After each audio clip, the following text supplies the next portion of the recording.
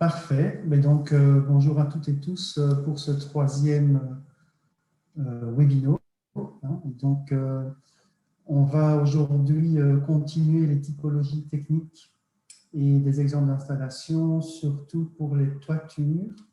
Et vu le temps imparti, j'espère qu'on pourra aussi voir les murs, mais je pense que c'est vraiment plus important d'approfondir les toitures, et, parce qu'il y a pas mal de choses à dire sur le sujet.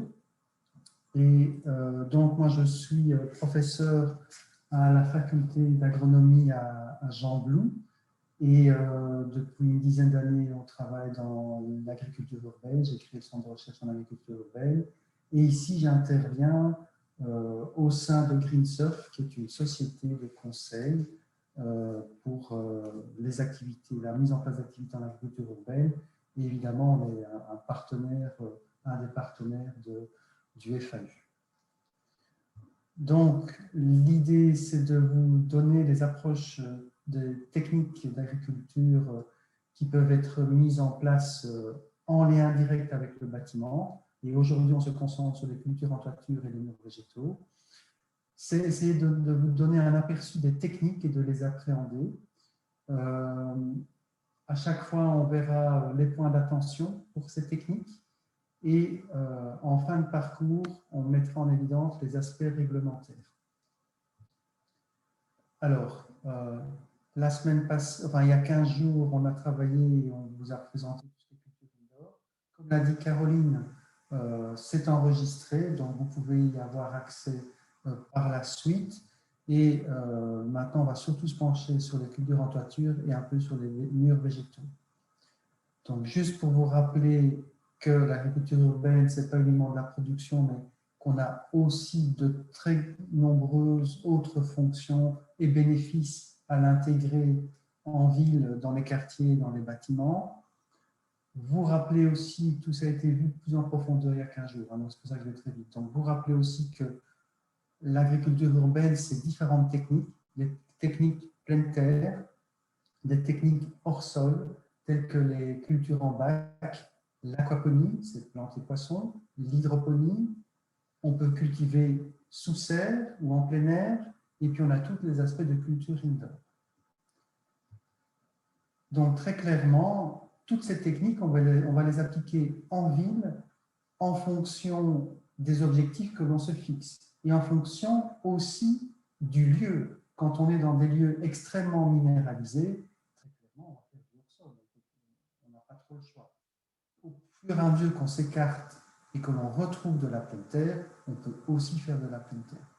Donc, et à nouveau, tout va dépendre aussi des objectifs que l'on va se fixer. Est-ce que c'est pour de l'autoconsommation chez les particuliers ou même de façon communautaire, ou bien est-ce qu'on fait intervenir un professionnel? Et là, on peut mettre en œuvre des techniques plus complexes. Donc aujourd'hui, on va se pencher, comme je le disais, sur les cultures en toiture. Alors, en introduction, j'aime bien vous présenter cette toiture au Delhaize de Boondal. Je ne sais pas si vous connaissez cet exemple. C'est intéressant parce que ça montre à la fois de la culture avec un substrat terreux et de la culture avec le même substrat terreux mais sous serre. Donc très clairement, ici, Delhaize a voulu mettre en place une culture en toiture pour un test. On est sur 360 mètres carrés, donc ce n'est pas une échelle suffisante pour être rentable. Par contre, Delhaize l'a mis en place pour voir un petit peu l'intérêt du consommateur de cette production hyper locale. Et ça lui permet, et on a été 2-3 fois avec Caroline pour aller, on a été visiter ces toitures et ça leur a permis de montrer que oui, il y a un intérêt du consommateur parce que dès que le rayon spécifique est rempli, il est tout de suite vidé pour ces légumes produits localement. Et ce qui était plus surprenant, c'est que le voisinage a beaucoup apprécié aussi. On est ici avec un paysager assez agréable. Les serres ne sont pas spécialement éclairées la nuit et on est avec une culture en substrat terreux. C'est sans doute aussi ça qui fait qu'il y ait une acceptation, et plus qu'une acceptation, c'est vraiment apprécié par les immeubles voisins qui ont cette vue sur cette végétation. Donc très clairement, quand on reprend un petit peu les typologies, donc moi je vais me situer en toiture. En toiture, on peut avoir des jardins en toiture destinés pour le particulier ou pour le professionnel. Ici, c'est en plein air. On peut les avoir aussi en sous-serre. Donc, qu'est-ce que l'on peut produire en toiture?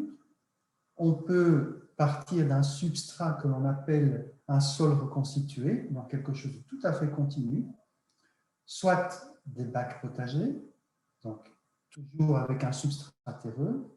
Et si on se détache de ce substrat terreux, on peut aller vers un substrat où en fait c'est l'eau qui contient les éléments nutritifs pour les plantes. Et il y a dans ce cadre-là soit de l'hydroponie, soit de l'aquaponie, on va y revenir. Et puis, toutes ces activités peuvent se faire en plein air, hein, que ce soit le sol reconstitué, bac potager, aquaponie, hydroponie, ou sous serre. Donc, si on va vers des points d'attention un peu transversales, que l'on soit en plein air, sous serre, substrat terreux ou substrat à base d'eau, voilà un petit peu les choses, les points d'attention transversaux auxquels il faut faire face. La première chose, c'est la portance de la toiture. Très clairement, mettre une activité d'agriculture urbaine en toiture, ça pèse. Quand on parle de portance, on parle évidemment de nombre de kilos par mètre carré. Et vous voyez que les bacs potagers, un petit peu en fonction de l'épaisseur du substrat, on est de 150 kg par mètre carré à 400 kg par mètre carré. Alors, on est vraiment ici avec le substrat. Hein, et on essaie toujours de calculer le substrat quand on est à saturation en eau. C'est très important. Il faut chaque fois prendre la charge la plus élevée possible, hein, et considérer cette charge la plus élevée possible. Donc, une terre lourde, elle fait par mètre cube en saturé 1,8 tonnes. Donc, si vous prenez une terre lourde et que vous mettez 1 mètre de hauteur, vous êtes à 1,8 tonnes de portance. Évidemment, quand on a aussi des substrats un peu plus légers, et quand on revient à des niveaux de 40 cm d'épaisseur, on est plus ou moins à 400 kg par mètre carré, rien que pour le substrat. Donc, la toiture potagère, elle doit prendre en compte ces substrats, le poids du bac potager évidemment. Quand on passe à la portance pour des cultures où les racines trempent dans l'eau, là, on a des poids inférieurs. Il faut savoir que l'hydroponie, on a notamment ce qu'on appelle la technique nutrient film technique, on va y revenir, je vais vous la montrer tout à l'heure. C'est vraiment un fin film d'eau, 2-3 mm d'eau, et les racines s'abreuvent et se nourrissent à partir de ce filet d'eau. Donc 2-3 mm d'eau, c'est par mètre carré quelques kilos, pas plus. Donc, quand on a tout ce dispositif en place, on est à moins de 150 kg par mètre carré. C'est un des avantages de l'hydroponie. L'aquaponie, c'est poissons et plantes ensemble, où les déjections de poissons vont nourrir les plantes. Et cette aquaponie, très clairement pour les plantes, on a les mêmes charges qu'en hydroponie. Et ponctuellement, en aquaponie, on peut avoir des bassins d'eau pour contenir les poissons, pour élever les poissons. Et là, si on a 1 mètre de hauteur, forcément, on aura 1 tonne par mètre carré. Donc ça, ponctuellement, on a des charges plus importantes. Pour les serres, eh bien, c'est en fonction des matériaux de construction. On va y revenir. Alors, un point très important, je vais éteindre mon imprimante qui fait beaucoup de bruit. Un point important, c'est l'étanchéité sur la toiture. Et très clairement, quand on va rénover un bâtiment ou qu'on a un bâtiment existant et que l'on va placer une activité supplémentaire au-dessus, à qui incombe la responsabilité? C'est inversement l'étanchéité. Et là, c'est vraiment un point extrêmement sensible. Donc, c'est un point d'attention super important. Qu'est-ce que l'on fait dans ces cas-là? On va prendre en main les différentes étapes. La première, c'est si vous avez une serre qui va s'appuyer sur différents niveaux sur la toiture, forcément, elle va y avoir les descentes de charge de tout ce poids. Donc, il faut calculer les descentes de charge, analyser la répercussion sur l'étanchéité et sur les élévations, analyser s'il y a des forces de pincement, et si le poids est trop important, eh bien, il va falloir trouver des solutions pour éviter ces forces de pincement, et notamment, et nous avons cette expérience-là avec le calcul, je vais vous montrer par la suite, c'est renforcer via des longues grines la structure que l'on met en place, par exemple une serre, parce qu'à ce moment-là, les longues grines vont servir à répartir la charge sur tout le long de la longue grine, et donc éviter des points vraiment de charge très importants et des points de pincement. Un autre point d'attention qui fait sens, mais il faut y penser quand même, c'est qu'on a une situation en toiture et pas au niveau du plancher des vaches. Donc ça veut dire qu'on a une exposition au vent qui peut être plus importante, on a un ensoleillement qui peut être plus important, puisqu'on n'a pas en ville, bon, on a souvent avec les maisons autour de soi des moments d'ombrage dans la journée. En général, quand on est en hauteur, on a plein soleil. Un point d'attention aussi important quand on fait l'étude du potentiel, c'est l'impact sur le voisinage. Vous en ai parlé au début avec le Deleuze de Bundal. Et puis, et ça c'est inhérent à toute activité d'agriculture urbaine dans un bâtiment ou au-dessus, ou même autour, c'est de vérifier l'accessibilité du site de production. Évidemment, pendant l'aménagement du site, mais aussi par la suite pour les activités qu'on va y mener. Donc cette accessibilité est très importante. Et puis, il faudra aussi voir, par rapport à tout ce point d'attention, analyser à quel public cible on s'adresse. Quand on a un public cible professionnel, on n'a pas toujours les mêmes normes de sécurité ou les mêmes normes, par exemple, de sécurité pour le verre, quand on a une serre. On peut avoir un verre qui n'est pas un verre sécurité bâtiment public. Par contre, s'il y a des visites du public, très clairement, il faut aller vers des normes de sécurité plus importantes. Et aussi, si on a un public, si on vise tout le grand public, il faudra faire attention à une accessibilité éventuelle pour les personnes à mobilité réduite. Alors, une fois qu'on a passé en vue ces dimensions transversales, voyons voir maintenant les techniques avec substrat terreux, sans substrat terreux, et puis lorsqu'on va mettre en plus un petit capuchon, une serre. Alors, quand on est avec du substrat terreux, il y a deux types de techniques. Je l'ai évoqué en tout début très rapidement. Il y a ce qu'on appelle les technosols. Donc, c'est des toitures potagères avec vraiment quelque chose de continu, une surface terreuse continue. Là, en général, on s'adresse beaucoup plus à un maraîchage professionnel qu'un maraîchage de loisirs, qu'un potager communautaire ou pour particuliers. Et quand on a des bacs potagers, vous avez ici l'exemple d'une toiture sur le quartier Sainte-Anne avec une SBL qui s'est créée autour de cette activité. Vous voyez que ce sont des bacs de 1 mètre carré, plus ou moins. Donc, très clairement, on n'est pas dans l'idée d'une production intensive, mais d'une production pour s'alimenter en tant que particulier et pour avoir un loisir. Et donc là, des petits contenants comme ça peuvent être mis en place, mais c'est clair que ce n'est pas adressé à un professionnel, ça lui demanderait beaucoup trop de main-d'œuvre d'agir à chaque fois sur tous ces petits bacs.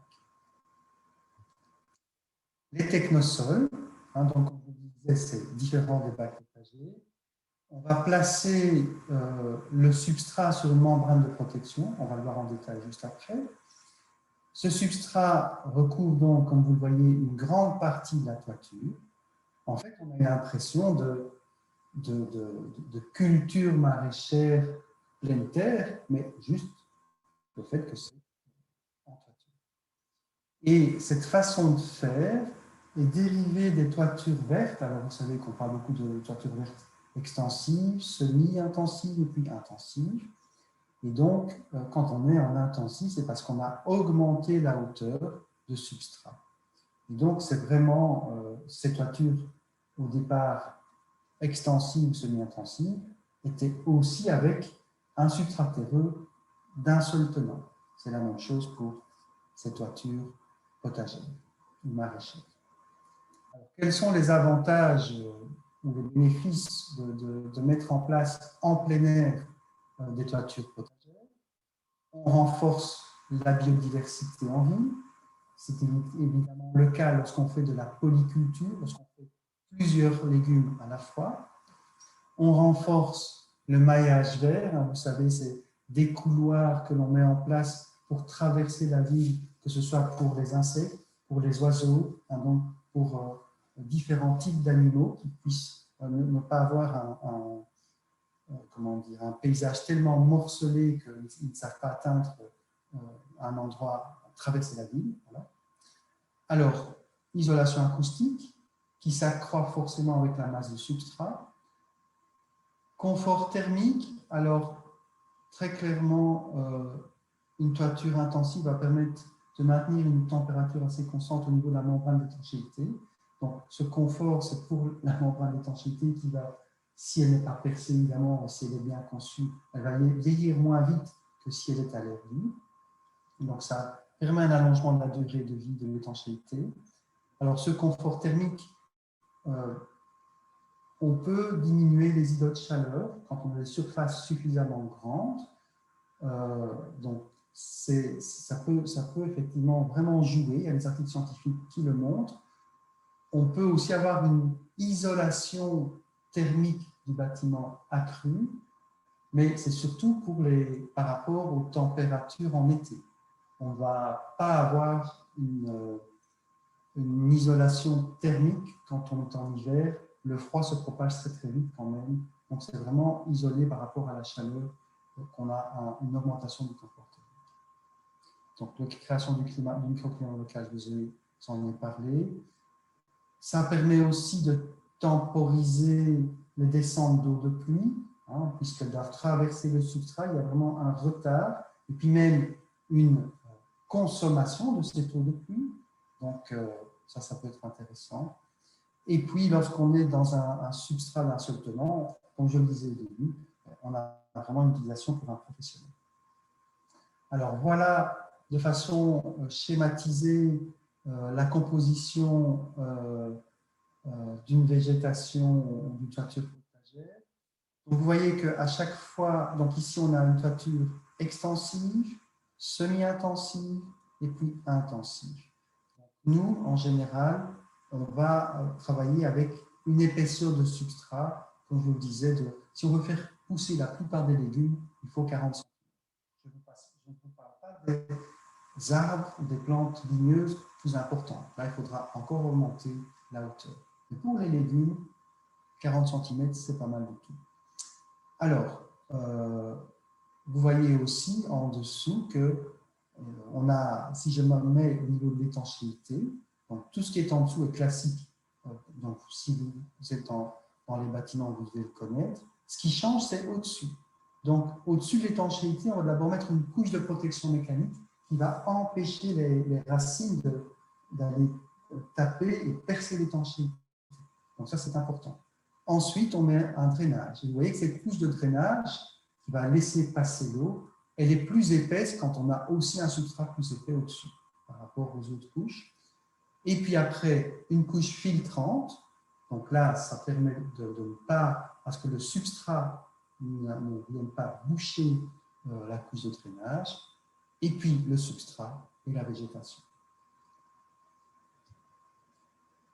Alors, je vous ai dit, l'épaisseur de substrat, si on veut faire quelques légumes avec des racines, on commence à 25 cm. Là, vous n'allez sans doute pas pouvoir faire des carottes ou des panais, mais vous pourrez faire beaucoup de plantes. Et si vous voulez aussi faire des légumes racines, comme on dit, hein, comme un exemple, c'est la carotte, et bien là, il va falloir augmenter l'épaisseur jusqu'à au moins 40 cm. D'où, à partir de 25 cm, quand on est avec une terre lourde, c'est minimum 400 kg par mètre carré. Le substrat, on va le choisir, donc ça, on va le laisser en général aux professionnels. Il faut vous entourer aussi de professionnels pour faire votre choix de substrat. Donc, on choisit en fonction du drainage que l'on veut mettre en place. C'est une balance entre le drainage, donc la capacité à l'eau de descendre du substrat et d'aller vers le système de drain en dessous, mais aussi une capacité de rétention d'eau pour que les racines soient toujours bien humides. Il va falloir qu'il soit léger, perméable et porosité à l'air. Faire attention parce que votre sol, s'il est trop gorgé d'eau, il n'y a pas d'air et les racines vont couper. Il faut une oxygénation des racines. Un dosage en éléments nutritifs suffisant. Et ça, c'est le plus important lorsqu'on est hors sol, c'est de maintenir cette fertilité. Donc, il faut bien penser aussi qu'on doit maintenir année après année cette fertilité et venir remettre des éléments nutritifs du compost, par exemple. Donc, on va aussi évidemment privilégier les éléments constitutifs du substrat qui soient durables. Donc, ne pas prendre de la tourbe, c'est quelque chose qui est superbe, mais cette tourbe, elle vient de milieux naturels qui mettent des centaines d'années à se créer, se générer, donc laissons-le dans la nature. La roche volcanique, c'est pas très bon non plus, parce que notamment, il faut la broyer, la chauffer, et donc il vaut mieux aller, et c'est ce qu'on fait de plus en plus, on étudie ces fameux sols reconstitués, il y a pas mal d'études là-dessus, où on essaie d'allier des déchets de construction donc, qui proviennent de la ville, des éléments organiques, mélange de déchets verts, d'ordures ménagères, etc. Et ça, ce sont des techniques étudiées en pleine évolution pour le moment. Comme je vous le disais, il est important de maintenir la fertilité puisqu'on est déconnecté du sol. Les espèces qu'on va cultiver, donc n'oubliez toujours pas qu'on est en plein air, hein, en toiture, tout au-dessus. On va tenir compte évidemment des températures potentiellement élevées, d'une exposition plein soleil, d'un assèchement éventuel du substrat. Et on va évidemment choisir des variétés qui vont s'adapter à ces conditions. Et certaines brassicacées, brassicacées c'est des familles des choux, des légumineuses, ça c'est les haricots, les petits pois, solanacées sont les tomates, les cucurbitacées c'est les concombres, les courgettes, correspondent assez bien à ces conditions particulières avec des températures élevées et parfois une exposition plein soleil. Par contre, certaines plantes, telles que les tomates, il faudra faire attention à ce que le substrat ne se dessèche pas trop. On doit choisir aussi, quand on est en culture, en toiture, un système d'irrigation. On va essayer de choisir un système qui va être le plus économe possible. Et ce qui est intéressant, alors, c'est le goutte à goutte. Donc, il faut quand même faire attention. Ce goutte à goutte est vraiment économe en eau, mais on doit disposer ce goutte à goutte chaque fois à côté de chaque plante. Donc, quand on refait une nouvelle plantation, il faut repositionner chaque fois le dispositif. Quand on est professionnel, ça peut prendre du temps, donc parfois ils hésitent à mettre du goutte à goutte ou juste une aspersion classique. Et puis, important aussi, c'est de mettre en place des méthodes qui préviennent l'évaporation de l'eau, un paillage du sol, donc une couverture du sol, paillage, bâche. Et nous, d'ailleurs, sur Jean Blou, on est en train d'étudier la mise en place de laine de moutons qui ne servent pas, qui sont des déchets, pour remplacer les géotextiles habituels. Et adaptation du système de tuyauterie, évidemment, et de pompes adéquates pour gérer l'arrivée d'eau. Alors, comme je vous le disais, la membrane d'étanchéité, c'est un point d'attention extrêmement important. Hein, s'il y a une fuite, qui va payer, qui est responsable? Donc, il faut prévoir des cheminements pour éviter des cheminements qui évitent la détérioration de cette membrane d'étanchéité. Ça peut être des passerelles en bois, ça peut être des cheminements de billes d'argex, de copeaux ou de gravier, donc parfois même des dalles de béton. Donc, il y a quand même pas mal de solutions pour ne pas éviter la détérioration de la membrane. Évidemment, on va adapter l'outillage utilisé. Vous imaginez une grande bêche de 40 cm et qu'on vient percer dans le système de drainage, même la membrane de protection, on risque de toucher l'étanchéité, donc il faut faire attention. On peut aussi prévoir, quand c'est un nouveau bâtiment et que l'on sait déjà que l'on va mettre une activité, on peut prévoir un surdimensionnement des étanchéités. Ce qui est important aussi, c'est de prévoir des zones où on peut contrôler l'étanchéité, avec des chemins amovibles, des espaces où le substrat est amovible, mais aussi, et ça c'est important, toujours bien marquer et laisser visibles les évacuations.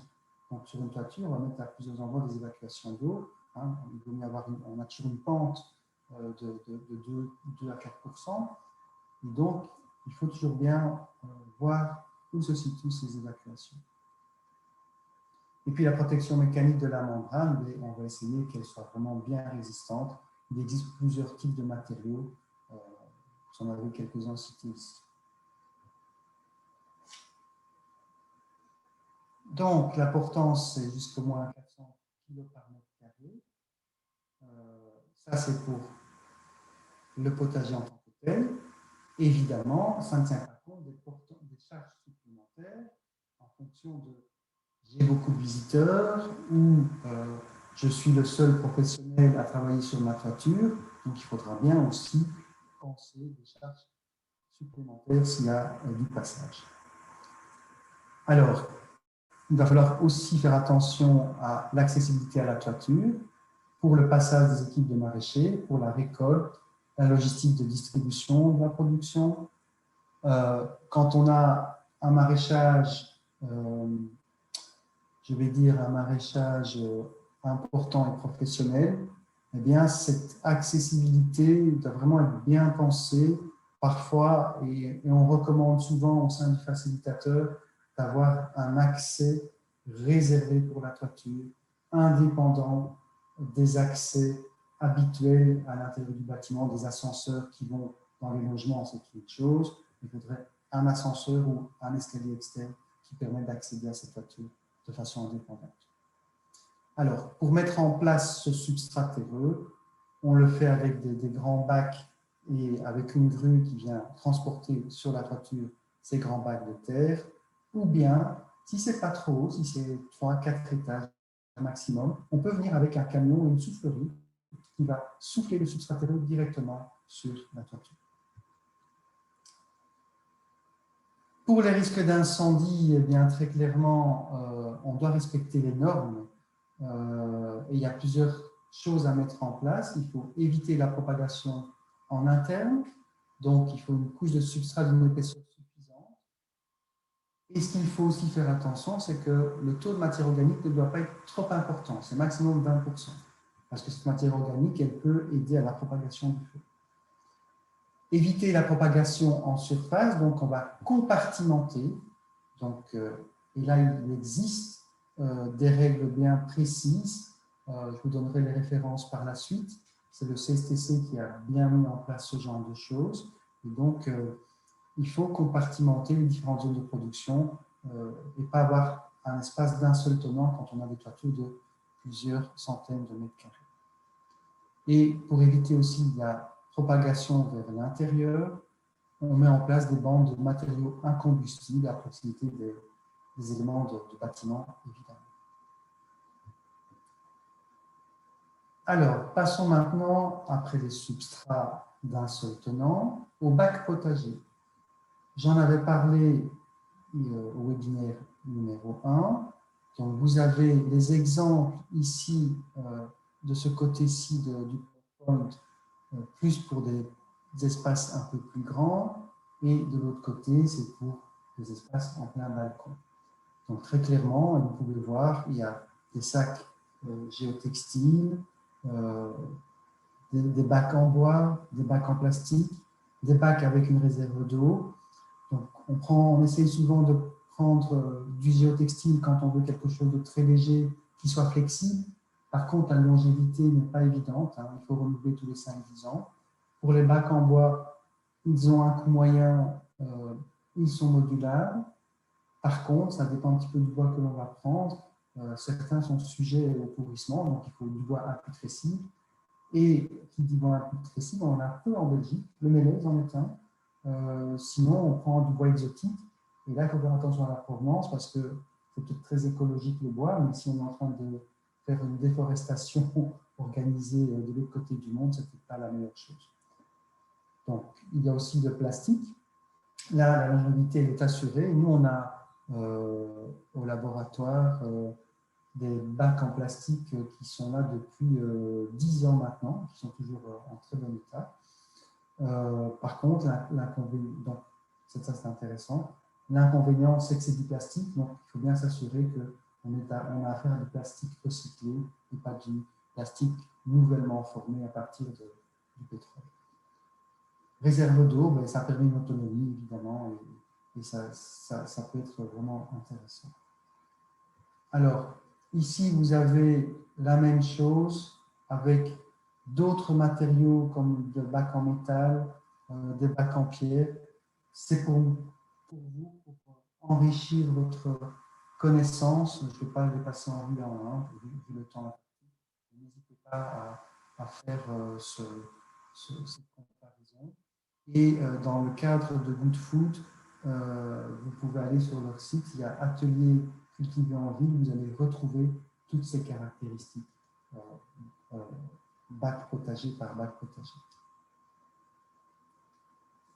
Donc, à quoi faut-il faire attention quand on met un bac potager? L'importance de la toiture, évidemment, c'est la même chose que pour le substrat terreux, le type de contenant, on l'a vu. On est à nouveau déconnecté du sol, donc comme pour le substrat terreux d'un sol tenant, il faut faire attention à ce qu'on maintienne la fertilité du sol. Le dimensionnement des bacs de culture, c'est important, ben ça dépend de la portance, mais ça dépend aussi de l'utilisation que l'on va en faire. Plus c'est petit, plus par unité de surface, on a besoin de beaucoup de main-d'œuvre. Donc, plus c'est petit, plus ça va s'adresser aux particuliers. Plus vous avez des bacs de très grande dimension, plus on va pouvoir aller vers des bacs utilisables aussi par les professionnels. Le choix du substrat et des systèmes d'irrigation, c'est les mêmes points d'attention que pour le substrat se reconstituer. Je n'y reviens pas. Passons maintenant aux toitures sans substrat terreux. Donc, c'est quelque chose d'intéressant, puisque je vous ai dit qu'on peut avoir des toitures avec une portance beaucoup plus légère. Alors, voilà les fameuses cultures hydroponiques. Vous avez ici des exemples, ce sont des photos que j'ai prises en Chine, il y a quelques années, mais on les voit aussi maintenant apparaître chez nous. Vous voyez aussi que ce sont des cultures étagées, mais où chaque fois les étages, ce sont des étagères horizontales. Donc, pour moi, c'est vraiment les systèmes les plus intéressants, notamment parce que l'eau va circuler d'un côté à l'autre, mais tout doucement, par rapport à des systèmes hydroponiques verticaux. Et ça, c'est dans l'autre sens, dans ce sens-là, où là, l'eau coule tout d'un coup. Et là, au niveau énergétique, c'est un non-sens, à mon avis. Donc, qu'est-ce qu'on peut cultiver en culture hydroponique? Pas mal de légumes. Alors, les tomates, les poivrons, les concombres, les aubergines, les courgettes. On peut aussi cultiver toutes les plantes aromatiques, du basilic. On peut cultiver aussi tout ce qui est laitue, tout ce qui est épinard, ce qu'on appelle les légumes feuilles. Tout ça fonctionne très bien en culture hydroponique. Ce qui ne fonctionne pas, par contre, ce sont les légumes tubercules. Une carotte ne va pas pousser dans ce type de système. Donc, vous voyez que ce sont des cultures avec de l'eau. On a la possibilité si on est en milieu contrôlé sous serre, de faire un apport de température et de lumière artificielle. Ces cultures-là, soit non étagées, soit étagées comme on le montre sur ces photos, ça permet vraiment d'augmenter le rendement. Par exemple, des tomates en pleine terre, c'est 5 à 10 kg par mètre carré. Quand on est dans des milieux professionnels sous serre en hydroponie, on arrive à 80 kg par mètre carré au lieu de 10. Donc on fait fois 8 par mètre carré. Donc c'est quand même pas mal. Ça permet aussi d'économiser l'eau quand on est en cité fermée, de recycler éventuellement les eaux usées. Et donc on fait tourner l'eau avec les éléments nutritifs en circuit fermé. Donc on économise l'eau et les intrants nutritifs. Et la portance, elle est faible, elle est à 120 kg par mètre carré. Et voici, je vous avais parlé du NFT, vous vous rappelez au tout début, le Nutrient Film Technique. Et donc, vous voyez qu'en fait, c'est un film d'eau qui coule dans la gouttière, par en dessous. Et donc, c'est plus facile, ça s'alimente, simplement. Vous voyez que c'est, comme je vous le disais, c'est 2 à 3 mm d'eau. Donc, 1 mm d'eau, c'est 1 litre par mètre carré, donc c'est 1 kg par mètre carré. Donc, on est à 3 kg maximum par mètre carré avec ce genre de choses, plus la structure, plus les légumes, et c'est pour ça qu'on peut dire qu'on est à moins de 120 kg par mètre carré grâce à ce genre de technique. L'aquaponie est aussi une technique sans substrat terreau. L'aquaponie, on l'a vu la fois passée, mais l'eau circule des poissons vers les plantes et des plantes vers les poissons. Et les déjections des poissons sont transformées par des bactéries pour former les éléments nutritifs pour la plante. La plante absorbe les éléments nutritifs, elle purifie l'eau qui retourne vers les poissons. Donc, à nouveau, on a une économie d'eau. On a aussi une économie d'intrants puisque les éléments fertilisants sont fournis directement par les poissons. Ce type de culture se fait aussi avec apport de température et de lumière artificielle. Ce sont des systèmes flexibles, on peut le faire sur le sol, en toiture, dans les caves. La seule chose qui est importante, c'est que là où on a des poissons, et si on a des bassins de 1 mètre de hauteur, forcément, à cet endroit-là, on devra prévoir une portance plus importante du type 1000 kg par mètre carré. Voilà quelques exemples. Ici, c'est la Pavbox qui fonctionne chez nous depuis 2012. Donc, on est presque à la 9e année ici de fonctionnement. Ces fameux bacs en plastique recyclés, je vous en ai parlé tout à l'heure, ils fonctionnent toujours bien après 10 ans. Et donc, les poissons sont dans le conteneur en dessous. Et puis, au-dessus, vous avez les plantes. Et c'est vraiment un système intéressant dans le sens où c'est une petite production, hein, c'est 100-200 kg de végétaux par an. Il faut quand même un certain apprentissage et vérifier le coût énergétique. Ça, très clairement, la pompe envoie l'eau des poissons vers le dessus. Et donc, c'est le seul bémol à ce type de culture étagée comme ceci, c'est ce coût énergétique. Et donc, il faut essayer évidemment de mettre une énergie alternative pour pouvoir diminuer le coût le dégagement de CO2. Enfin, on vient toujours dans les aspects techniques avec les toitures sous serre, avec donc les cultures en toiture sous serre.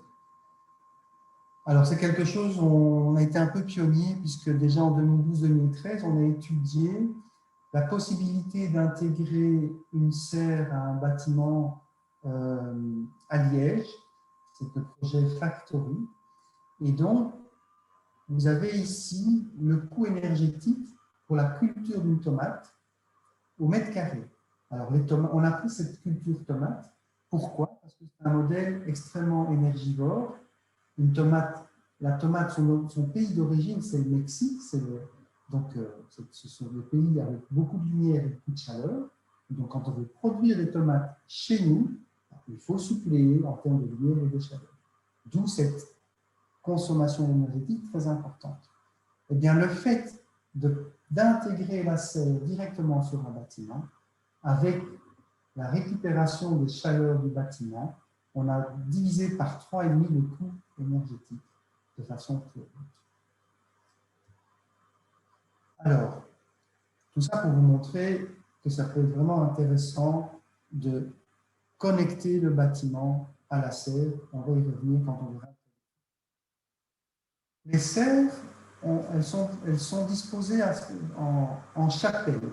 Alors, une chapelle, si vous suivez mon curseur ici, vous voyez que la chapelle, eh bien, c'est ceci. Donc, c'est un dôme, une toiture. On peut avoir des serres monochapelles, comme c'est représenté ici, mais des serres double chapelle ou multichapelle. Et donc là, on multiplie le nombre de modules de ce type. Souvent, pour des raisons économiques, les fournisseurs de serres ont des modèles standards avec des largeurs de 4 mètres ou 6 mètres ou 8 mètres. Si vous commencez à vouloir des mesures entre chapelles un peu différentes, on arrive à du sur-mesure et ça coûtera plus cher. On a sur ces serres en chapelle des aérations avec des ouvrants et on peut utiliser ce type de serre pour une production en moyenne ou grande échelle. Ce type de serre en chapelle convient à des systèmes chauffés. La structure a un coût assez important, on va y revenir. Par contre, c'est une durabilité élevée. On parle toujours de 15 à 20 ans pour les coûts d'amortissement, mais chez nous, il y a certaines serres qui sont toujours en fonctionnement, qui ont 30 ans. On commence à être un peu plus âgé, mais disons que dans le milieu professionnel, 15 à 20 ans, c'est un bon temps de vie pour une serre. Le poids est assez élevé, ça peut être installé en toiture. Dans ce cas-là, il va falloir faire attention aux contraintes de poids. Et puis, il y a une importance, évidemment, il va falloir considérer l'énergie grise pour fabriquer ces composantes de la structure et aussi de la couverture de la serre. Deuxième autre type de serre, c'est les serres tunnels. Vous les voyez ici, le long d'une voie ferrée, on est vraiment dans une agriculture urbaine ici. Vous voyez qu'on est sur le plancher des vaches, entre guillemets. Donc, c'est plus des structures qui vont convenir pour une culture pleine terre au niveau du sol. C'est idéal pour le maraîchage petite moyenne échelle. Beaucoup de petits maraîchers utilisent ce type de structure. C'est un coût peu élevé, c'est facile à installer. On a quand même un microclimat à l'intérieur plus chaud, mais comme on n'a pas de système de ventilation intégré, eh bien, parfois c'est difficile ce microclimat à maîtriser. C'est quelque chose de beaucoup moins durable dans le temps et ces plastiques sont renouvelés tous les 2 à 4 ans. Les serres châssis, vous avez sûrement déjà connu ça, ou peut-être certains d'entre vous qui sont plus âgés que moi ont vu leur grand-père avec ce type de culture. Donc, ce sont des cultures en demi-chassé où on met les plantes à germer, donc ça permet de hâter la saison. C'est une couverture qui est mobile, donc on peut la déplacer à différents endroits. En général, les parois latérales sont opaques, constituées de briques ou de bois. Évidemment, plus c'est léger, plus on sera dans la mobilité. Alors, toutes ces serres, elles ont des tailles différentes. On peut avoir des mini-serres. Alors, ces mini-serres, c'est vraiment quelque chose, c'est vraiment une échelle très réduite. Hein, c'est utilisé de façon locale pour les semis. Et aussi appliquer, on peut appliquer ces mini-serres pour toutes sortes de serres, ces châssis, tunnels, en cloche. On a les serres individuelles, ce sont des serres de petite taille Mais là, on peut y rentrer, donc ce qui n'est pas le cas des mini-serres. Vous avez déjà vu dans les rayons, quand je dis des mini-serres, c'est 30, 40, 50 cm de haut. Ici, on est quand même avec des serres individuelles où on peut rentrer dans la serre. En général, ces serres, pour les particuliers, c'est aussi des serres sous forme de chapelle. Ça sert pour les maisons unifamiliales avec un jardin à pleine terre. Puis on a les serres collectives, c'est des serres de moyenne à grande taille, c'est des serres chapelle ou tunnel. Quand on est en tunnel, forcément, comme je vous l'ai dit tout à l'heure, c'est plus de l'installation de pleine terre. Quand on a des serres en chapelle avec une structure plus rigide, ça peut être en pleine terre, mais là aussi, ça peut être en toiture. Et il y a parfois, il existe des cas de serres collectives, communautaires, en toiture. Et puis vous avez les serres commerciales. Là, elles sont destinées aux professionnels. Elles intègrent bien souvent des systèmes plus complexes de ventilation, de chauffage, même de flux de CO2. Et là, on a aussi des formes de serres plutôt en chapelle. Alors, vous avez ici les différentes caractéristiques des matériaux de structure. Donc, ce sont vraiment les pans qui vont, sur lesquels on va venir poser le verre ou le plastique. Ça se fait en acier, en aluminium, en bois ou en PVC. Je vous laisserai lire, c'est vraiment pour vous donner une idée au niveau du poids, de la résistance mécanique, etc. Passer en détail chacun de ces éléments, c'est un peu laborieux. Donc, si vous en avez besoin à un moment donné, revenez sur ces tableaux, comparez les différents avantages et désavantages de chacun de ces matériaux. Idem pour la couverture. Donc, une fois que vous avez votre structure en place, on va la couvrir, soit avec du verre, soit avec un plastique rigide, soit un plastique souple. À nouveau, vous avez la comparaison de ces différents avantages, désavantages. Par exemple, le poids du verre est beaucoup plus lourd. On va le voir dans le cas d'étude. On est à 10 à 20 kg par mètre carré quand on met du verre sur la structure, alors qu'un plastique souple, c'est moins de 1 kg par mètre carré. Ça peut jouer évidemment dans les choix du matériel quand on considère l'importance. La longévité est beaucoup plus grande en verre que par rapport au plastique souple. À nouveau, toujours des caractéristiques de ces couvertures. Il y a la transmission lumineuse, l'entretien, et la transmission lumineuse, vous voyez que le verre est quand même pas mal du tout par rapport au plastique souple. Ça veut dire quoi cette transmission? Il faut savoir que la plante a vraiment besoin de lumière pour, plus la transmission de la lumière est bonne, meilleur sera le rendement de vos plantes. Et donc, on essaye quand même d'aller vers des 80-90% de transmission. Alors, pour les points d'attention, si on est en toiture, on va essayer de recycler les déchets du bâtiment quelque part. Ça peut être des rejets de CO2. Et c'est ce qui se passe notamment sur le projet qui est à Molenbeek, le quartier Tivoli qui a été construit, où il y a une serre au-dessus d'une aile de logement où l'air vicié de ce logement est récupéré dans la serre. Il faut savoir que la plante, elle absorbe le CO2 et elle rejette de l'oxygène. Donc, si vous lui mettez beaucoup de CO2, elle va être très contente et continuer à mieux grandir même. Une autre valorisation des pertes de bâtiments, ce sont les chaleurs résiduelles. Et puis aussi, autre chose, c'est la réduction de pertes de chaleur à travers les toits. Alors très clairement, avec les constructions modernes où on a une très bonne isolation, cette perte de chaleur n'existe pas ou elle est très minime. On pense à ça surtout pour les bâtiments plus anciens. Un autre point d'attention important, c'est la maintenance. Donc très clairement, une serre, il va falloir, au cours du temps, elle peut se salir. Et donc, il faut toujours bien penser à ce qu'on va pouvoir laver les surfaces transparentes. Et pour cela, il va falloir penser à l'accessibilité de cette serre. Il va falloir aussi pouvoir nettoyer les gouttières, entretenir le système de ventilation et de chauffage si on en place, et vérifier et remplacer les éléments endommagés. Ça peut être la structure en tant que telle, ça peut être aussi la couverture. Donc il faut garder une accessibilité via l'extérieur de cette serre. C'est important à prévoir quand on construit une serre. Le point d'attention supplémentaire, évidemment, c'est le poids des équipements. Donc,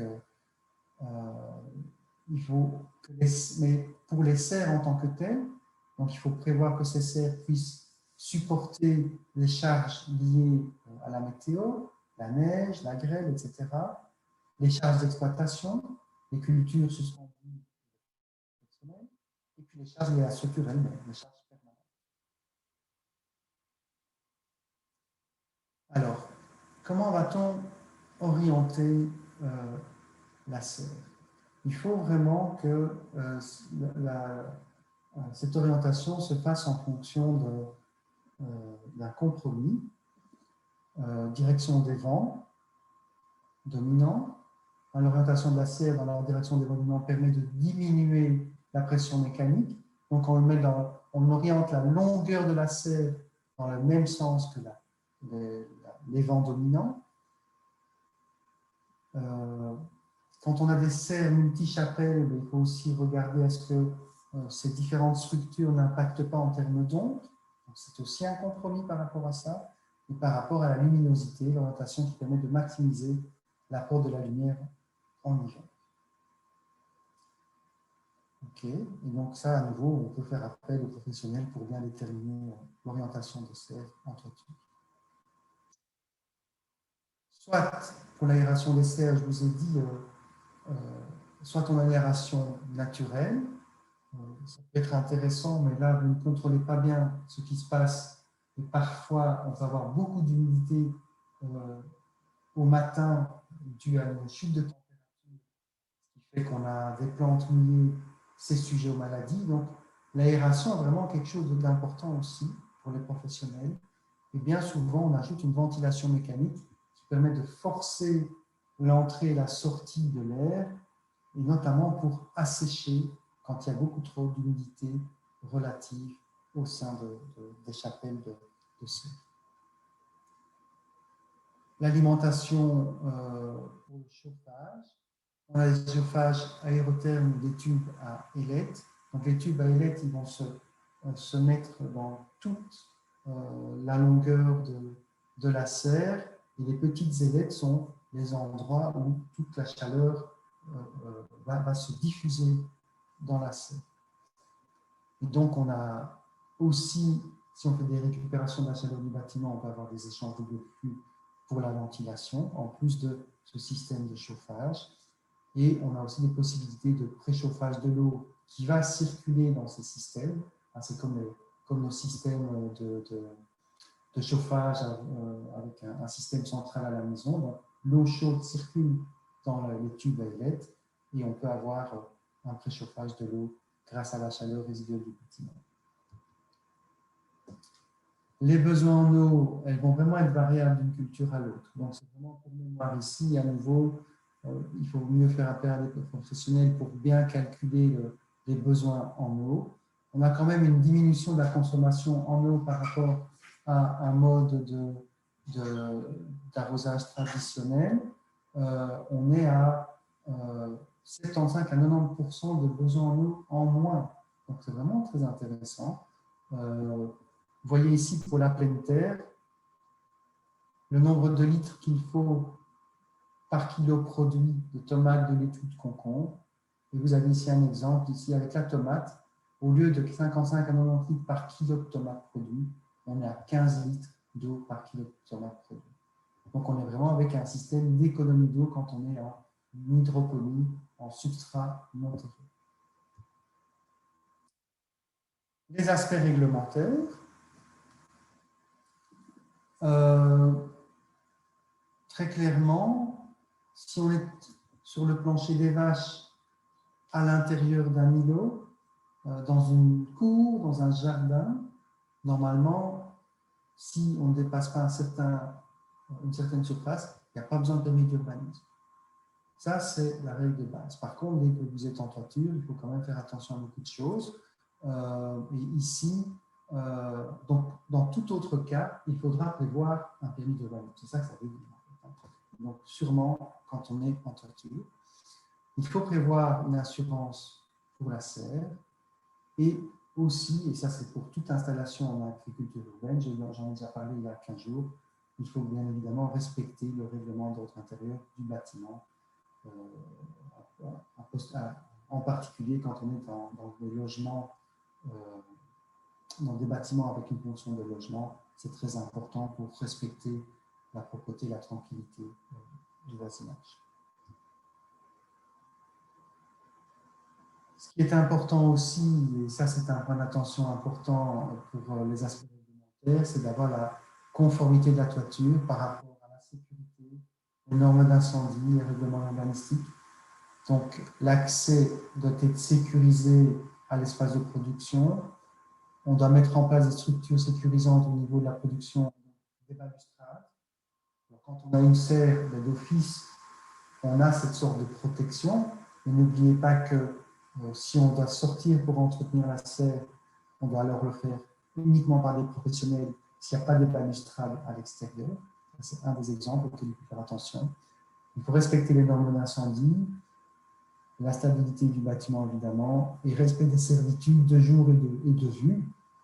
Et donc, on a des hauteurs qui sont réglementées à minimum 1,90 m aux étages. Donc ça, c'est vraiment important. Et donc, si vous voulez en savoir plus pour toute cette réglementation, je vous renvoie à ces deux sites Internet qui sont intéressants, donc pour les principes de réglementation urbanistique et territoriale, et aussi pour les dispositifs CER qui ont été mis ici en place plus récemment, ce guide-là. Alors, je vais terminer avec un cas d'étude serre en toiture. Je ne sais pas, Caroline, j'ai le plein écran, donc je ne vois pas si tu m'as envoyé un message ici. J'ai encore combien de temps? Tu as encore 15 minutes. Oh, très bien. Mais questions-réponses incluses. Hein. Et peut-être avant que tu passes au cas de terrain, Olivier Gérin, je pense, avait envoyé un message quand tu as dit que les serres tunnels n'étaient pas adaptés au chauffage. Tu peux peut-être expliquer parce qu'il demandait pourquoi. C'est surtout pour la déperdition. On peut mettre une soufflerie, très clairement, ponctuellement, mais c'est surtout pour la déperdition énergétique que ça l'occasionne. Un plastique est très très peu isolant et c'est dans ce sens-là que c'est moins adapté à du chauffage. Merci. Donc, on va continuer avec le cas d'étude sur la toiture. Et donc, ce cas d'étude, il vient d'un projet dans lequel on se trouve. Alors, aussi bien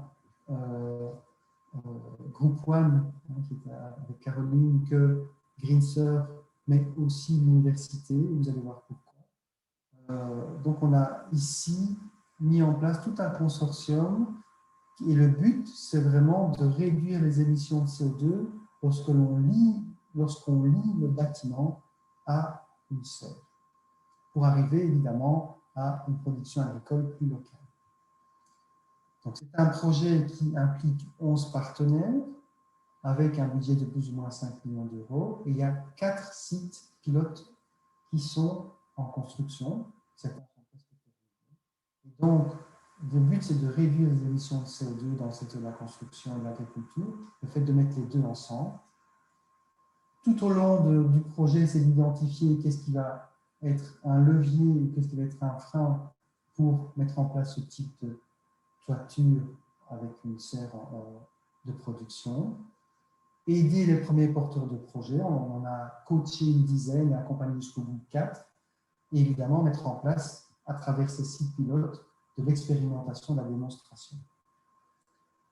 Donc, ce qu'on veut faire, c'est soit réaliser la chaleur produite et non consommée par le bâtiment, soit collecter le CO2 produit par les personnes dans le bâtiment pour nourrir les plantes, entre guillemets. Je vous ai dit que les plantes sont capables d'absorber le CO2 et ce CO2 est inclus dans les sucres de la plante, donc c'est vraiment la brique de la plante, et réduire les émissions de CO2 puisqu'on a une production beaucoup plus locale. Voilà les 4 sites pilotes. Vous avez le site en Allemagne, le site en cours de construction aussi au Luxembourg, le site à Saint-Denis et le site chez nous à Gembloux, qui est aussi en cours de construction depuis début juin. Et c'est ce cas d'étude-là dont je voudrais vous parler. Et donc, c'est la mise en place d'une serre en toiture sur un bâtiment qui date de 2017. Donc, très clairement, ici, on ne va pas mieux isoler la toiture par rapport aux énergies perdues du bâtiment qui seraient dégagées par le bâtiment, puisque c'est un bâtiment récent. Donc, l'idée, c'est de récupérer les chaleurs perdues du bâtiment. Et ces chaleurs perdues du bâtiment, on va le voir par la suite. Donc, comment ça s'est passé? Le contact avec les constructeurs de serres s'est fait dès le début du projet, en 2018. On a commencé à rédiger un cahier technique avec les spécifications techniques, en étant en contact avec les serristes, mais aussi en ayant au sein du projet Groove, on a les spécialistes en production, c'est nous, et aussi les spécialistes du bâtiment, les spécialistes en économie, qu'est-ce qui est intéressant de mettre en place ou pas, et des spécialistes aussi en énergie. Donc, c'est grâce à toutes ces expertises que l'on a rédigé un cahier technique, un cahier de charges. On a établi un contrat avec l'architecte. L'avant-projet a été accepté par l'Université de Liège. On a déposé le permis en septembre 2019. Et puis, vous voyez qu'il a fallu beaucoup de temps entre le lancement d'un appel d'offres, l'acceptation de l'appel d'offres, il a presque fallu 1 an, et donc c'est seulement maintenant qu'on a la construction de la serre en toiture. Et ça, c'est inhérent à la lourdeur administrative au sein des universités, mais aussi le fait qu'on soit public et qu'il faut absolument un appel d'offres public et respecter tout un timing par rapport à ça. Alors, ce bâtiment Terra, c'est 500 chercheurs, c'est des ailes qui encadrent, vous voyez ici, la plateforme au premier étage. Et ici, vous avez tout un laboratoire d'agroalimentaire où il y a la nécessité d'une température constante toute l'année. Donc, pour avoir cette température constante toute l'année, il y a des groupes froids, des groupes chauds qui fonctionnent et il y a une perte de chaleur parce qu'il faut de l'énergie pour faire ce froid notamment. Et donc, l'idée, c'est de récupérer cette chaleur perdue, de la réinjecter dans le système de chauffage du bâtiment et donc de gagner de l'énergie pour la serre. Voilà la vue d'ensemble. Vous voyez que la serre, on l'a mise adossée à ce mur. C'est un peu comme une serre chinoise, entre guillemets. Les serres chinoises, ce sont des serres en quart de cylindre qui sont orientées plein sud. Il faut savoir que nous aussi, on est orienté plein sud. Et donc, on risque d'avoir une faible consommation énergétique en hiver. Par contre, il faudra faire attention en été à ce que ça ne chauffe pas trop. Alors, les acteurs les plus importants, c'est l'architecte. Dans notre cas, c'était assez facile, entre guillemets, puisque c'est l'architecte qui a construit le bâtiment de départ qui a repris à sa charge la construction de la serre au-dessus du bâtiment. Le gros œuvre, c'est une entreprise particulière qui a été contractée. et c'est une autre entreprise pour la serre. Alors, ce qui est important de savoir, c'est la fonctionnalité de notre serre. Ici, on n'est pas dans une serre de production pure et dure, on est dans une serre qui est un lieu de recherche, d'enseignement, et on veut à la fois pouvoir cultiver des tomates, vous voyez les optimums pour les tomates, mais aussi des laitues, beaucoup plus fraîches que les laitues, la température pour les laitues. Et donc, on a quelque chose où il faut absolument avoir un très bon contrôle de l'atmosphère à l'intérieur de la serre. Vous voyez les températures minimales et maximales aussi à respecter, même quand il fait moins 5 degrés, pour être sûr que les expériences en cours ne souffrent pas trop. L'humidité relative, c'est l'humidité classique pour les serres de production. Et puis l'eau, on va utiliser l'eau du réseau, de la pluie et de l'eau déminéralisée.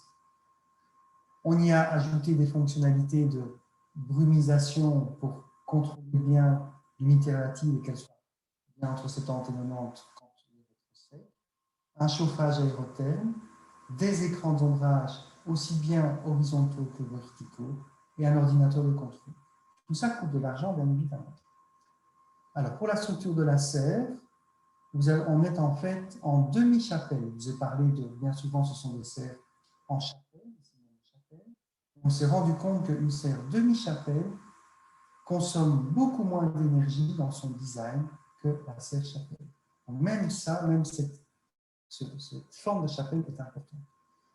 Au niveau énergétique, il y a des échanges de chaleur sur le système de refroidissement du bâtiment. Et donc, les besoins de la serre seront de 30 kWh et on va, grâce à cet échangeur qui va récupérer 15% des chaleurs perdues, on va récupérer 75 kWh. Donc, normalement, tous les besoins de la serre seront approvisionnés par ce nouvel échangeur qui va être installé. Alors, on avait deux grands choix. Soit une solution lourde avec du verre, soit une solution avec du plastique. Alors, ce n'est pas une serre tunnel, hein, attention, c'est une serre avec des armatures résistantes, assez lourdes, mais auquel on adjoint ce qu'on appelle de l'ETF, qui est un film plastique extrêmement translucide. C'est une solution beaucoup plus légère. On a comparé ces deux solutions. Au niveau de la transmittance, très clairement, on avait un tout petit peu plus intérêt à avoir cette ETF, la solution légère, que la solution lourde.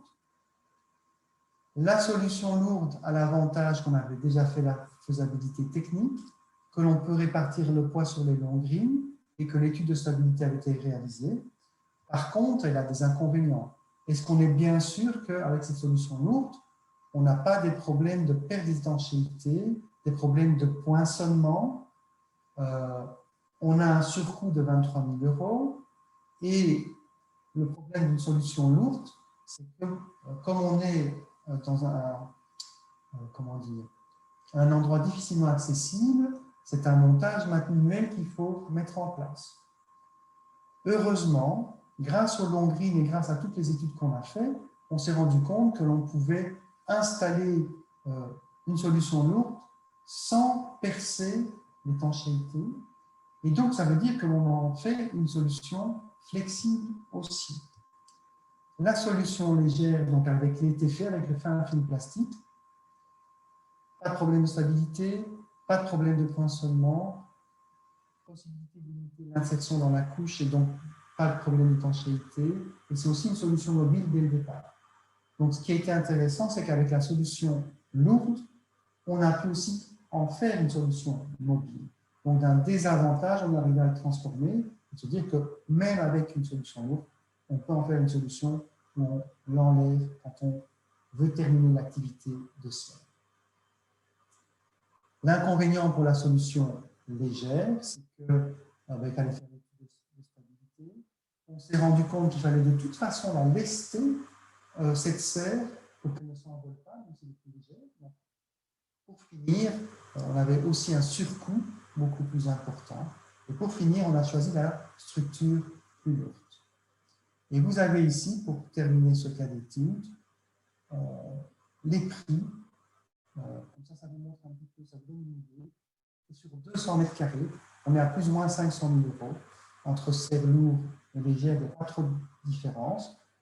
Ça coûte cher, pourquoi? Parce qu'on est avec un système où on veut absolument contrôler l'énergie, le contrôle du climat. Vous voyez qu'on est à presque 100 000 euros qu'on pourrait réduire fortement si on est dans une serre professionnelle, on ne veut pas contrôler à ce point le climat.